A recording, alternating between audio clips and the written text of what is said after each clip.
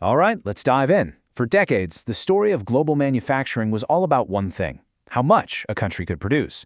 But for India, that story is changing, and it's changing fast. It's no longer about sheer volume, it's about what is being produced.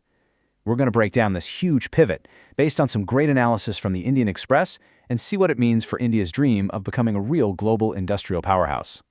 So here's our game plan. First, we'll look at the new momentum that's making this all possible. Then, we'll get into the core idea, that big shift from how much to what.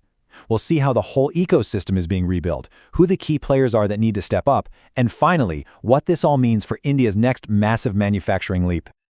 Okay, first things first, let's talk about the foundation.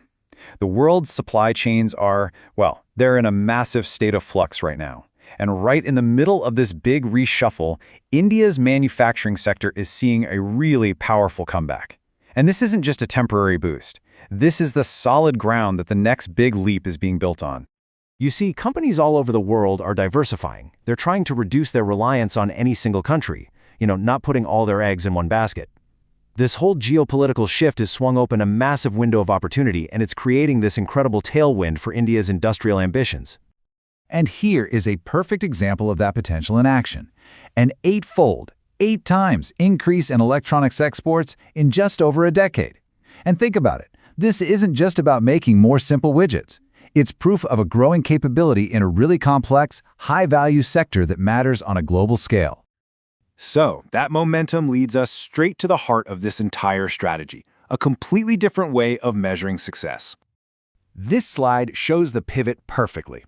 In the past, the goal was pretty simple: make it easy for anyone to build a factory and just increase the total output. But the future?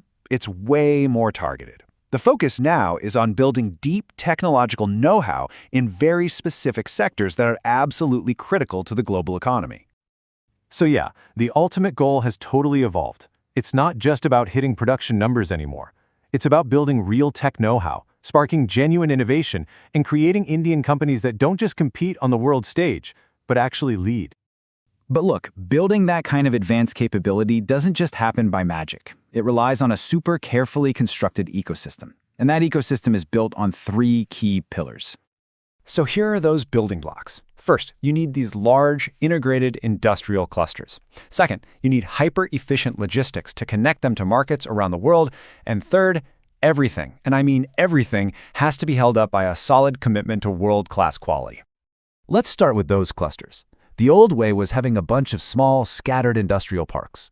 The new vision is to create these massive, integrated ecosystems. And what's really important is that these hubs are being developed in emerging Tier 2 and Tier 3 cities, outside the huge metro areas, where there's more affordable land and a ready workforce. Okay, so you've built the hubs, now you gotta connect them. And for that, logistics costs have to come down. As you can see right here, roads currently carry most of the freight. So the key to getting more efficient is to rebalance this mix, shifting a lot more of that long haul and bulk cargo onto cheaper rail and shipping routes. Makes sense, right? Of course, an ecosystem is nothing without its players. It's just steel and concrete.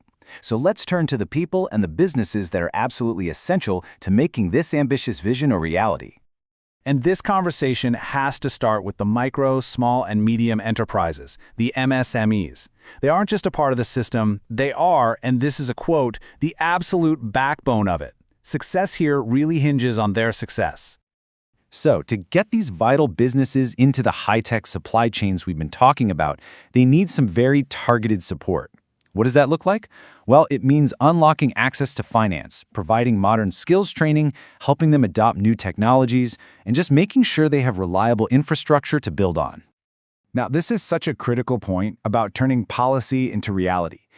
Big national strategies are one thing, but what really matters is the day-to-day experience of a business. How fast can they get a permit? Is the power supply actually reliable? That predictability right there at the local level is what truly defines the ease of doing business. So, we've seen the momentum, the new strategy, the ecosystem. Let's tie it all together and look at the grand vision. What does success ultimately look like? This quote right here is the single most important takeaway. It perfectly captures the entire shift. Success is no longer measured by just gross output. It's measured by strategic importance. The goal is for India to become an absolutely indispensable link in the world's most critical supply chains. And that leaves us with a really powerful question for the future. I mean, India has already proven its chops in complex sectors like pharmaceuticals and electronics.